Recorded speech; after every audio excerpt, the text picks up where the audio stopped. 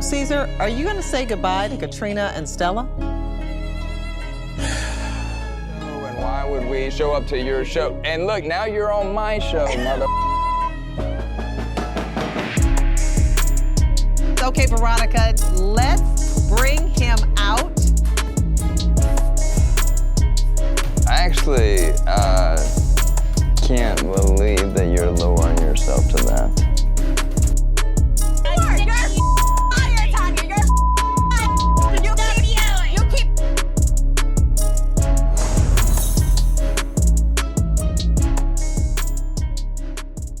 Hey guys, welcome back to another video. Today is part 2 of part 3 of the Single Life Tell-All, and let's get into it. Okay, so we're starting off with Caesar. They said they invited Katrina and Stella to the tell-all, but because of what's going on in Ukraine, they weren't able to make it. But Alona was actually able to make it. Hi, Alona. Hello. And actually, Natalie and Alona have like a little bit of a bonding moment, and it's kind of cute. Я знаю, що ти з України. Ти дуже гарна. Слава Україні, героям слава! So I used to think of Caesar as kind of a lonely, creepy guy. Not a total creep, but creepy. You know what I mean. There are some guys who just, they're not total creeps, but you're just kind of like, you're into some weird shit. To them, you're just a freak. Like me. Well, someone in my comments on my first part of this video informed me that I was more than likely the last person to know this, and yes, I am. He is actually a creep. I don't know. It's from like 2010, this post. Maybe he's a little different now. Probably. I mean, well, I don't know what I'm saying. Clearly, he's not. Maybe he's trying to be nicer about it, I suppose. But can we all comment how he's in the fucking nail salon? Like, oh my god. This is too funny in my opinion. But anyway, yeah, he's a creep. But whatever. You know, you do you. So they showed some clips of them going through the dating service and on the couple dates that they went on, and when Caesar asked Alona to be his girlfriend. How does it make you feel seeing that clip of what your relationship was like back then? That was real. No, sir. No, sir, it wasn't. It really bugs me them keep talking about like him and Alona had a full-blown relationship, because they didn't. They went on a couple dates after they met through the matchmaking service, and then they just talked through texting and online. They didn't have a real relationship, and it really bugs me them acting like they were in like a couple year long relationship, even long distance, you know? Okay, I hope y'all don't mind, but I'm just gonna speed through his real quick because if I'm being 100% honest, I did not find them very interesting at all this season. He's just a creepy dude looking for a girl out of his league. So Caesar gets emotional after seeing that clip, saying he still feels all those emotions that he felt when they were together. You know, that whole 2 seconds they were together. And that he seems conflicted because he thought, you know, since they couldn't be together because of the war, that he would just move on and he would forget about her, but seeing her now, he can't. And Alona kind of seems, she gets a little emotional too, not like Caesar, but a little bit. And basically, they agree to maybe try again, but Alona says they have to meet in person. One thing I did find interesting, though, was when Sean mentioned Caesar ending things with Katrina and Stella, Alona didn't even blink an eye. Like, she didn't, nothing. You know, she didn't double take, like, who are these two girls, you know? Like, you think you would. You'd be like, what? You know, or ask about it. Maybe that was in their editing, but I find that interesting. Okay, so now we're moving on to Veronica. I'm going to pivot to Veronica. And they decide to bring on the most useless person to add their thoughts to the situation, I suppose. I don't know. It's to add drama. I mean, I'm kind of here for it. Don't get me wrong. But also, like, what? Please welcome Jesse. Thank you very much. What the fuck is going on in here on this day? So Tanya points out Jesse's hypocrisy because the last tell-all, he was super pissed that Tim and Veronica showed up on his show and were commenting on his life when he not only is now on Pillow Talk, but he is on the show on Tim and, well, it's Veronica's show, but, you know, Tim is going to be there. So, yeah, which, I mean, no one's surprised. They just want attention. They just want it wherever they can get it. And then Sean asks Jesse if he thinks that Tim's involvement in Veronica's dating life is healthy. I don't know. I don't think it's personally healthy. I think that once you're broken up, I think you should limit as much as possible the connection you have with each other. It's great looking at all their reactions because it's like, what the fuck is he even here? No one cares. No one cares about his opinion. At least with like Tim and Veronica, they're funny. They seem like pretty decent people. So like people are like, yeah, sure, you can comment on my life. Not a big deal. But Jesse, like, no, he's a pretentious asshole. Get out of here!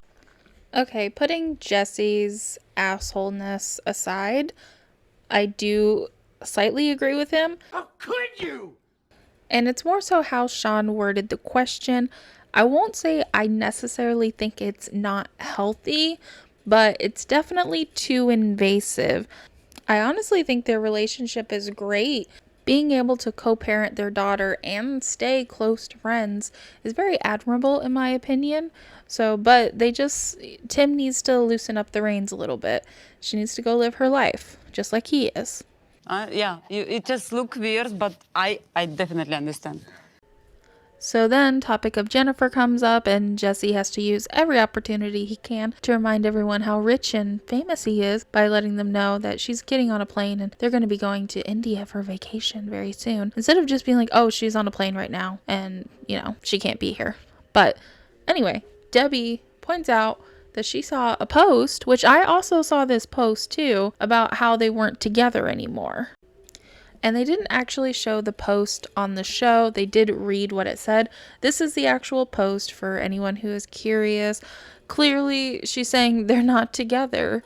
He said that she meant, oh, we're not together physically right now, even though, like, no one's stupid. And then Debbie said that she saw him make another post about how brokenhearted he was. Tim said he saw that too. I didn't see that one personally. But honestly, I don't really care. I don't care if they're together. The only thing I was thinking throughout this entire segment is how there was nothing in the cup he was holding. And I've obviously watched this a few times, like once on my own, and then multiple times since I've been editing this video. There's nothing in the cup. He's holding the cup, and he's swinging it around while he's talking, and I'm just following this cup. And I'm like, is he one of those lizard people? And he's trying to, like, hypnotize us all into thinking he's a human being? I could be reaching, but if anyone was going to be an actual lizard person, I feel like it would be Jesse. Soon we shall fulfill the prophecy, overthrow humanity, and become the true rulers of the world! Okay, so they send Lizardman back to Spain, India, or wherever the hell else he wants to go. I mean, does anyone actually care where he goes? Absolutely not. And we finally get to meet Veronica's new beau. Well, kind of her new beau. Let's bring him out. Please welcome Kim's son, Jamal. Hello, hello. Hey, Jamal. Yes, the rumors were true. Her new guy is Jamal. Okay. You're so happy you're here. So Jamal and Veronica met when she was going on a trip to San Diego, and he was also going to be there. So they met up and they had dinner and they just sort of hit it off. And he goes and he sits down at the chair, like on the other side of the stage. And he's like, shouldn't I be sitting next to Veronica and not Tim? So him and Tim swap seats. So Sean gets straight to it and she asks if they are exclusive. And they say no, which is surprising to me. And not only are they not exclusive, but Jamal is still actively seeing and sleeping with other people. But Veronica isn't. Okay, Right. you're seeing other people. I would be open to it. I'm just too lazy to do that. Okay, so right you're now. right now you're not seeing No. anybody else. Veronica says that Jamal has expressed to her that maybe in the future he may want to settle down because that is her ultimate goal, whether it's with him or somebody else. She wants to get married and settle down again. But when she says this, Jamal kind of is looking off to the side like, I don't remember ever saying that. Which feels like a bit of a red flag to me, in my opinion. Okay, so Debbie is kind of coming to their defense. Well, not really their defense at this point, but just an agreement with them that they want to keep things casual right now and just have some fun with each other, you know, not make it a big deal, which normally I do agree with. If you just want to go have fun, have fun. But when you just look at those two, Veronica is smitten. She likes him so much. And I think he does like her too, but he's younger and he's kind of in his playboy phase. And, you know, he just kind of wants to do other things right now. Well, other girls. This man is a whore. Has always been a whore. Will probably always be a whore. But, I mean, that's not... Potentially, could you see this relationship going somewhere? Potentially, yeah. I mean, I don't get into anything with the notion of it not going anywhere. Come on, don't bullshit me. Tim is just not buying this at all. He's rolling his eyes and he is not liking what Jamal has to say. One thing I don't like that he said is that she's devaluing herself. That when you're devaluing yourself, that you have to allow a behavior that you're not okay with, even if she's saying that she is okay with it, that it's sad to me. I can see how he views it that way. I don't think those were the right words to say. And Jamal starts getting a little defensive about the things that Tim is saying. I don't go and date all the time. Yeah, that's not what you said. You don't know my life. You don't know how many people I'm seeing, whatever. Billions and billions and billions and billions and billions and billions and billions and billions and billions and billions and billions and billions and billions and billions. Now I'm going off Number what we two, just I'm heard not today. done speaking. Number two. So I feel like Jamal is just trying to assert some sort of dominance here in this situation. And I just don't understand why, if this is just some girl you're fucking, basically. Veronica expresses that this was unexpected and they just ended up having a really good time and they realized they just didn't want this to be the last time they saw each other, which that's amazing and I think that's great. And again, I wouldn't normally be, you know, against her just having fun, but I do want to point out, you know, earlier to Tanya, she had said, you know, you're saying you want a baby, but all the things that you're doing doesn't lead me to believe that you actually want a baby. Well, she's kind of doing the same thing. She says she wants a relationship and to hopefully eventually get married, but now she's doing this, which isn't generally lead to marriage. So she's kind of doing the same thing, even though I think it's great if she wants to have fun, but I do think she's getting too attached to him. Then they all decide to take a break and go backstage. Dad do too much? No, I mean, I think he's just Flustered, little boy. Gosh, I am so flustered. So something about this comment kind of bugs me because clearly you can tell Tim is just worried about Veronica and her getting her heart broken. Whether you think that's because he still has feelings for her or whatever, like that's clearly what he's worried about. And I mean, he has a girlfriend too, so, but that just upsets me that he's kind of like, oh, he's just a flustered little boy, when it's like, no, he's worried about you breaking her heart. And once they're backstage, the only person who has not expressed that they are not worried about Veronica getting too attached is Debbie. Have a little bit like boy vibes. Because of. And he asked, do you think I'm a fuckboy because I'm well dressed or I'm confident? And it's like, no, Jamal, it's you have a gorgeous girl on your arm who's really into you and has a great personality and you're still not sure. It's like any ordinary girl, that, you know, that's offensive to me. And then Natalie jumps in and she really pisses Jamal off. Is she enough for you or no? I just want to answer the question. Hello? Is she enough? Fuck did you just say? I have family priorities to take care of. That involve having sex with other women? That's a good point. You've got a good point. One thing I was thinking about, if this is just like casual, you guys have only met a couple times, why did you bring it on television? Why did you bring it to the TLC tell-all to announce to the world that y'all are fucking? That feels weird to me. You know, it would make sense if y'all were like, oh yeah, we're dating and hopefully this will be, you know, serious. Maybe it's because they plan on being on The Single Life next season. I'd be down for that. I'd be down to watch that. But yeah, I am curious about that.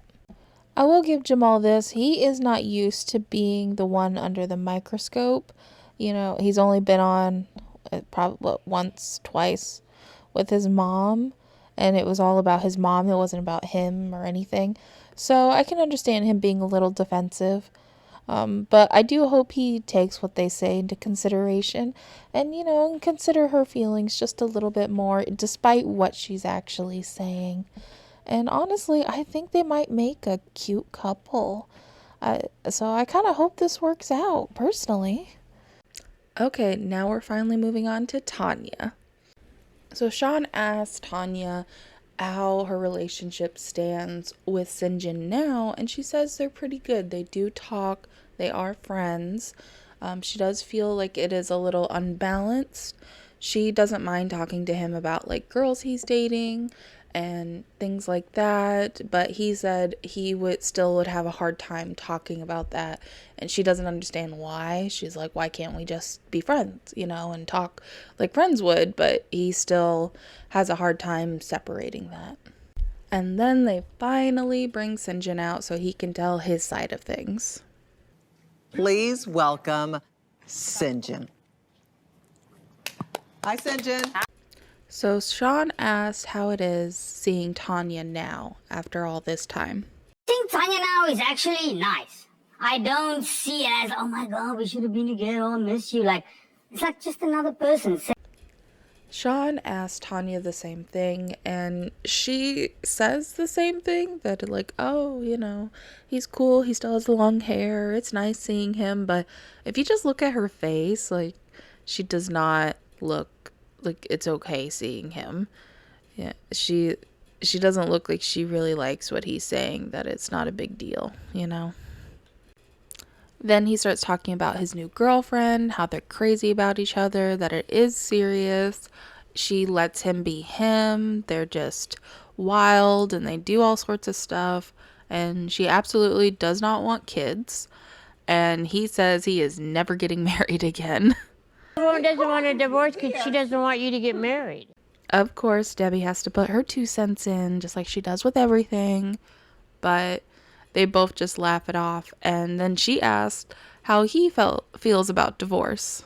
I don't really care about that. You know, me and Tanya wouldn't even.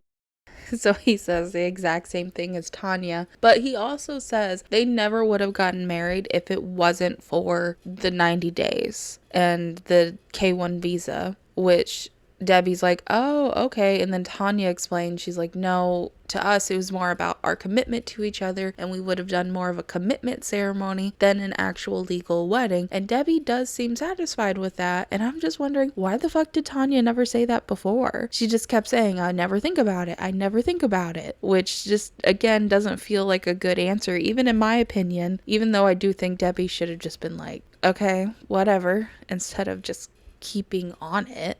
And then they start arguing about who was more nomadic, which is just one of the dumbest arguments ever. Basically, he was like, oh, she wanted a white picket fence. And she's like, I don't want a white picket fence. My white picket fence dream died when I was 22. And he's like, we had all the money we could ever want. And she was like, no, we didn't. Our joint account was empty. So what I'm getting from it, the joint account was empty. Her account wasn't empty. And he's like, well, your money is my money. Let's just go. Well, Syngin, and that's the thing, is either he just wanted to go and money be damned. Like, if we are going to be sleeping on this highway for a few nights because we have no money, then we're going to do it. You know, that's how he seems to want to live.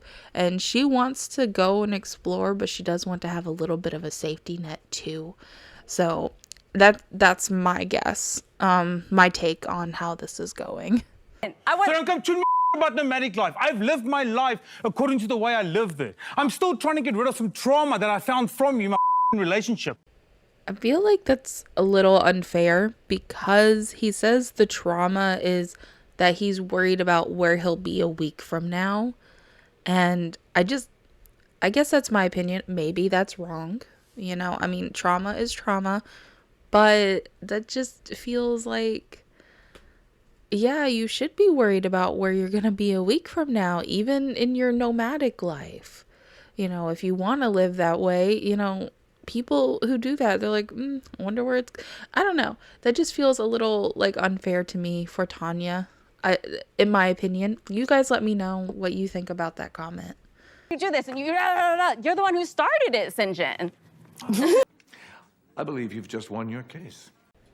And then the subject of her starting to explore her attraction to women, and, you know, she even says she actively has a crush on a girl right now, comes up, and he says that, yeah, she did talk about it before, which I find weird because backstage when he was watching everything, he was saying like, oh, I've never heard about this before. This is the first time I'm hearing about this. How is a girl gonna make you pregnant? Is that something you still want? Are you fucking kidding me? Okay, so this comment just feels very ignorant to me, and it bugs me that no one brings it up. Like, we are just a few days away at this point from 2023. We are all aware that there are multiple ways to have a child, okay? Multiple same-sex relationships have children. No, she can't physically get another girl pregnant, but they can go through like a donor process and everything. There's like, I don't know. I just don't understand like how that's a question. If she ends up with a woman and they decide to have a child, there are plenty of ways that they can do that. They can have a child through adoption. Well, they can have a child through adoption, surrogacy. You know, she can get pregnant by going through the donor thing. Like, there's multiple options that they have. And I just find that really ignorant to say. And I don't know, if he just actively is ignorant and just doesn't know, I find that weird because, again, this is like 2022, almost 2023. Like, you haven't seen a show? You haven't seen anything? And then Tanya drops a bomb on us. Well, the updates are I have a notary and the papers here with me. Right? So yes, they are going to get divorced on stage for a 90-day fiance first ever. And hearing this, Debbie gets pissed. She's like, you've been lying to me all night. You're a bitch. You're a liar. And I mean, she's taking it way too personally, but I will say, she kept saying, I never think about it. I never think about it, Debbie. Well, you thought about it enough to not only start the process, get it all arranged, arrange it with Syngin, arrange it with production, and have everything ready to go. So you have thought about it. But yeah, Debbie takes it way too personally and is just, you know, calling her a bitch while they're signing the papers. This is a first on the tell-all. Yeah. It's the first time for me. Yeah. She is such a good liar. Oh my God. Stop being so mean to me. Okay, let's sign this. All night you've We'll been talk. So despite Debbie's interruptions, they do sign the papers. It's done. Tanya and Syngin have signed their divorce papers. And Tanya and Syngin are officially divorced. Let's have a round of applause, everybody.